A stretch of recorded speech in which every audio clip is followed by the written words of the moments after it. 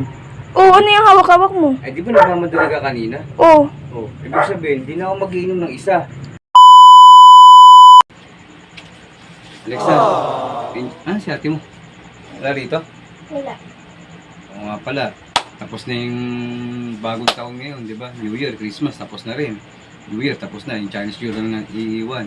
Ano yung New Year resolution mo? New Year resolution mo? Simple lang. Di na ako sa cellphone nag-gadget para tumas lalo yung grades. Wow! Ang ganda naman ng New Year resolution mo. Sana all. Si ate kaya, ano kaya yung resolution mo? Tanong mo nga, puntahan mo. Punta mo sa labas. Ikaw na. Ikaw lang lagi nagtatanong dun eh. Ikaw na magtanong. Tanong sa ate mo. Tanong mo. Ha? Isa mo. Oh.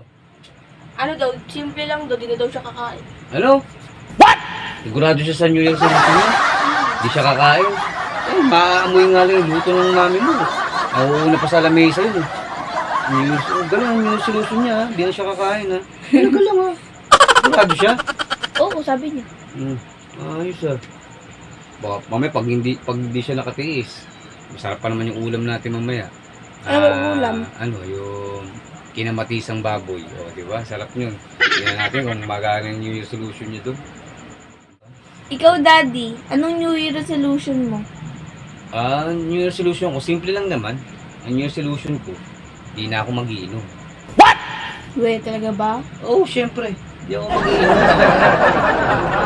Pero, teka, saan ka pupunta? Alis kami ni Mami. Teka lang, hindi mo na hintayin yung Hindi na. kasunod, ha? Hindi na. Sigurado ka? Hindi na. Ayaw niyo malaman, ha? Mamaya magtatanong-tanong sa akin. Ayaw talaga. Sige, bahala kayo. Sa to, sinabi ko ano yung resolution ko.